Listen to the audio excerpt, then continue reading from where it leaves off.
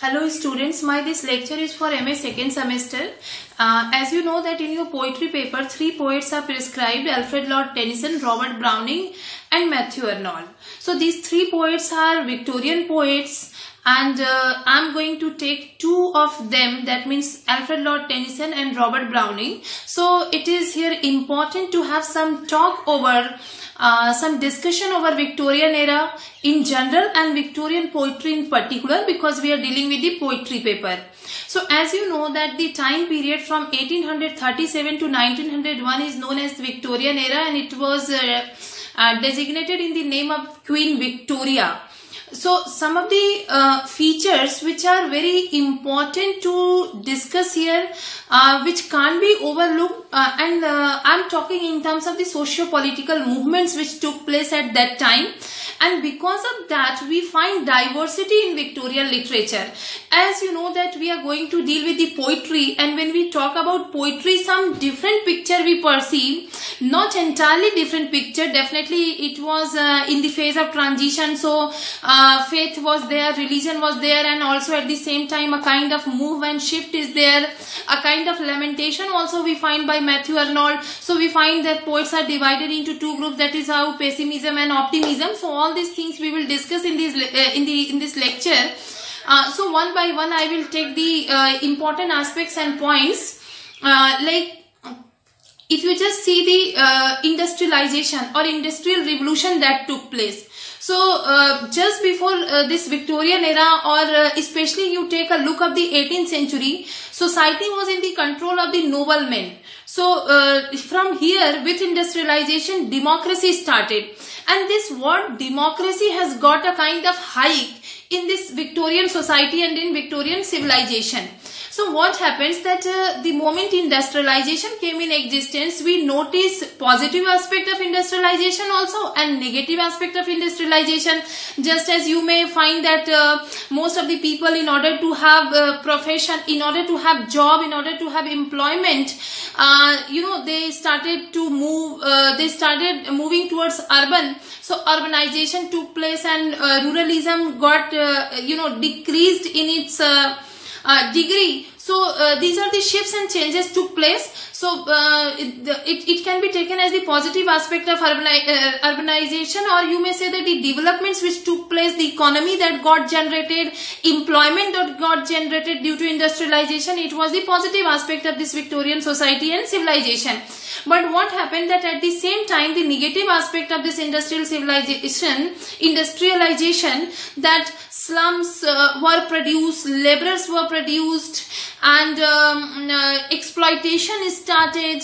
And at the same time, you may say that with this spirit of industrial revolution, a kind of momentum colonization got, like colonial power got established with a kind of momentum in other parts of the world, and this is how Britishers, they became empire. Now this is a kind of social aspect I dealt. I'll not be too detailed because I have to deal with the poetry part. But when you look after the political movements, 2 to 3 political movements were very important. Just as you know that Oxford movement took place, and Oxford movement where John Abel and Newman, they were very they have played leading roles. So it was a movement which tried to bring back Catholicism, that has started, that has faced a kind of elimination in the English society. So it was a movement through which Catholics, they regained hope, or they were brought back into existence. Besides this, several reforms bills were passed, and when the reforms bills were passed, what happened that people, they got aware of their demands. So demands, that means education, public education started, public school education is started for the first time. So a kind of literacy rate that was prevailing, that was existing earlier, it has got increased. So all these developments took place, and result is that due to the reforms bill, many rights were demanded and many rights were given by the government of that time. So for the first time, the Whig and Tories, these two political parties formulated in England, and you remember if my class that I took on Alexander Pope, and at that time also that how slowly and gradually with the formulation of the two political parties, we may notice that the shift of power has started from Pope to the Parliament, right? So we know that Tories, they were supporter of the ruling class, and Whig, they were supporting parliamentarians. That means to the democracy, they were giving more importance, or the chance or hope democracy has with the Whig than the Tories. So what happened that for the first time, when several reforms bills were passed, that means several rights were demanded and it was given by government, for the first time these two political parties, they started considering common people activity important, right? So it was a kind of important move, and one such reform bill or the movement I would like to mention here, that is called a Chartist movement, or you may say suffrage movement. So suffrage movement was that movement through which laborers, prostitutes, poor men, and the child labor that was persisting at that time, all these things were controlled or curtailed, or these people, they got their right. So I would like to point out here that Chartist movement was most important movement of Victorian society or of Victorian civilization. So I'm not going to deal here in too detail the socio-political movements, but the emphasis which I wanted to give here, that how this Victorian society with all these kind of movements and there was a kind of growth notice in the economy of that time. So, rapid growth in industrialization, steel factories were there, and in the steel factories, use of machinery, employment of machinery, it got increased, and with that middle class people, they started getting empowered and employment. And when we talk about the employment or empowerment of the middle class people, that means there was growth of economy. So all in all, if I have to talk about this development of the Victorian society, it was not of vertical nature, rather it was of horizontal nature. Horizontal nature growth, that means material growth, material development started. And how we grow materially? When there is growth in our economy, and whenever there is growth in economy, individualism takes place. So individualism is not here matter of criticism, but the moment there was growth of individualism, people, they started realizing in themselves that now we are independent, we are empowered, we may take our decision, we have our rights and duties, and in this way a kind of confidence got developed. But this self which developed in the name of individualism amidst Victorians, it was not of romantic nature, because slowly and gradually I am moving towards literature. These socio-political moves have important role in the formulation of the literary genres, or how literary writings were done by the poets and writers of that time. Naturally, they were in the society, they were existing in during that time. So they have, they got influenced by these happenings. So what we notice that individualism, it gives primacy to utilitarian attitude or philosophy of utilitarianism.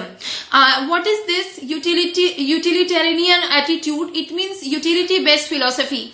The idea which you find useful for yourself, you use that, otherwise you throw it out. So when you become too much materialistic, you start thinking in this direction.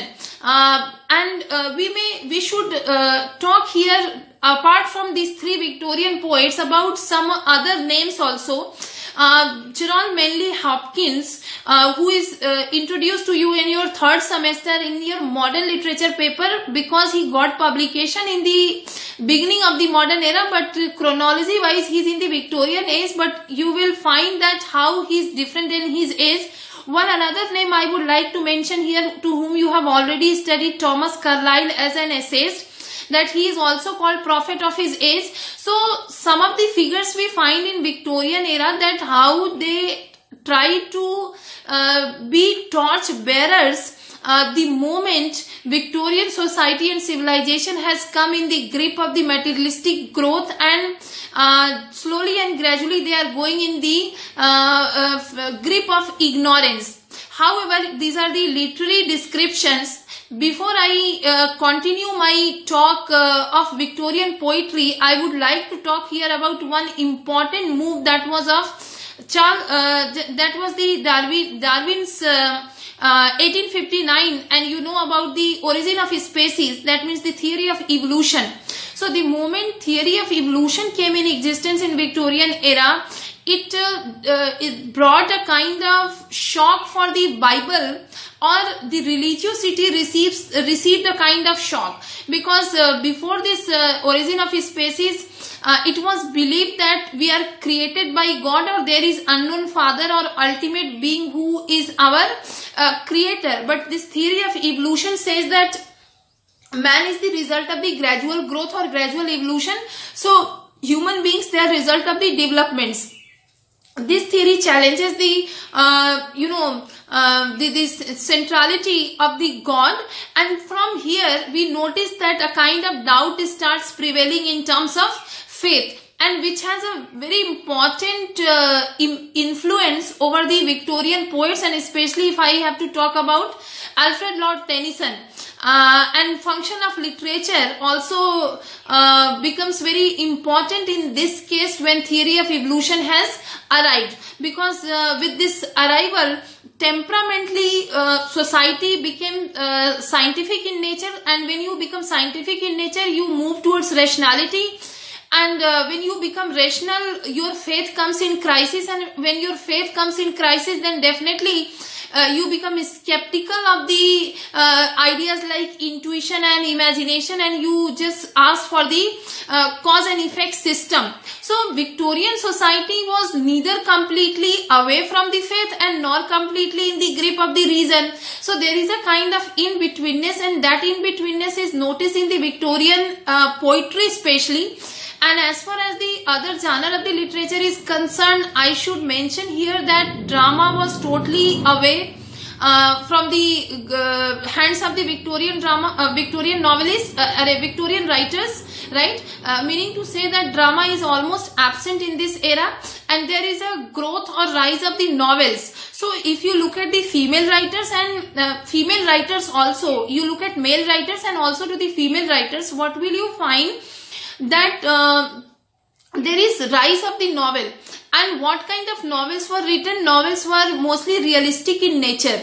That means realism was prevailing. If you look at Dickens, Thackeray, and so they have commented upon the social crime and the social evil, just as Dickens talks about the eradication of the child labor and child crime. So his Oliver Twist and other novels very catchy. But the case of poetry is a bit different. So when we start discussion over poetry, we especially talk about one term that is called as Victorian compromise.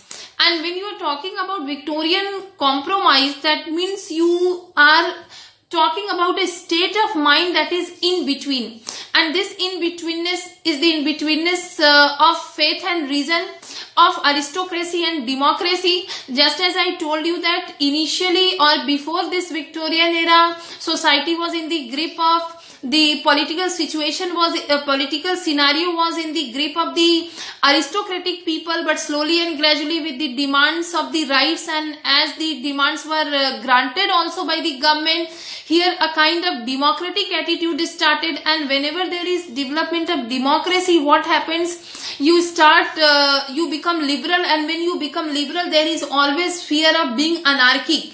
So here we have to understand that is the literature or the writings done in this particular period were anarchic in nature, and how means it is dealing with the problem, or it has a fear of being anarchic. I repeat here my intention, like how I referred the word anarchy.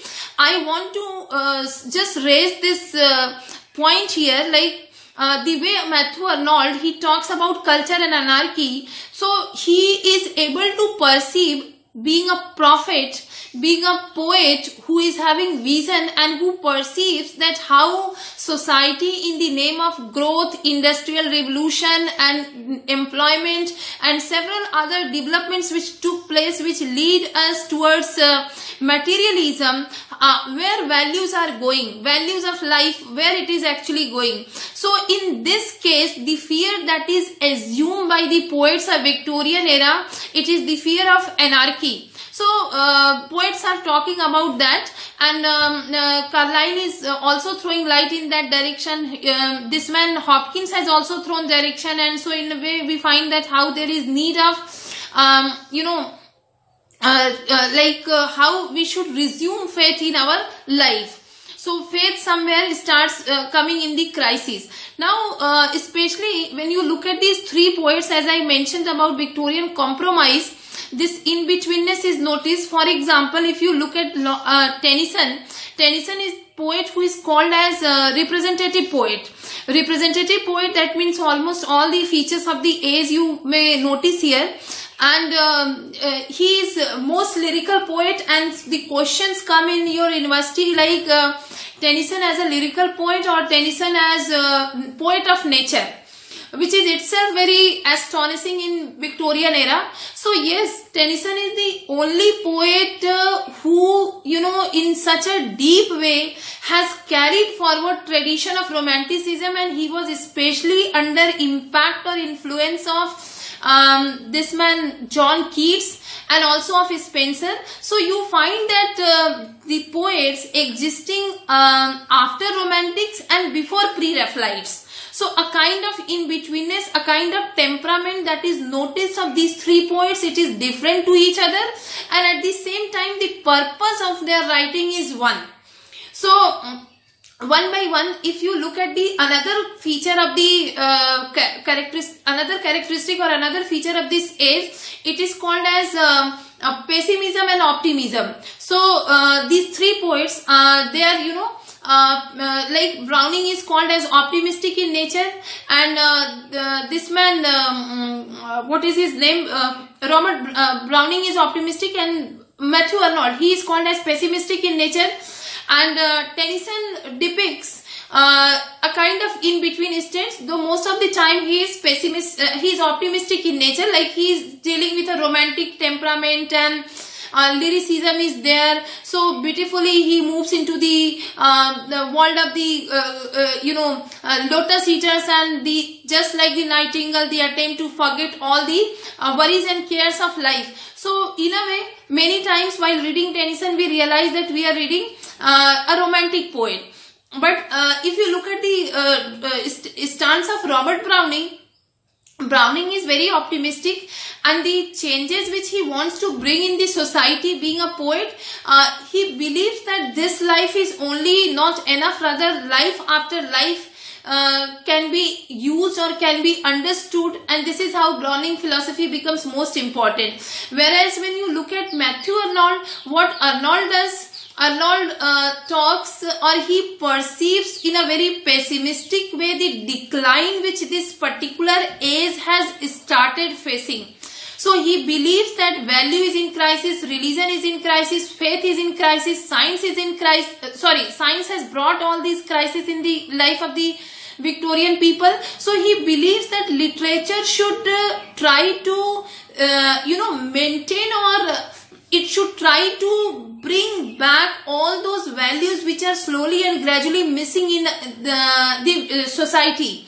So he talks about the function of poetry or function of literature, that is most important, like how a literary figure or literature has only power to replace religion and philosophy. So you may understand that what height Matthew Arnold has provided to literature, that it can only replace philosophy and religion, because philosophy and religion, it teaches to all of us, to the human beings, values of life, and if these aspects are missing, then only literature can fulfill that. So if I have to together compile a kind of opinion over these three poets, I may say that either you move through Victorian compromise or you become a typical Victorian poet.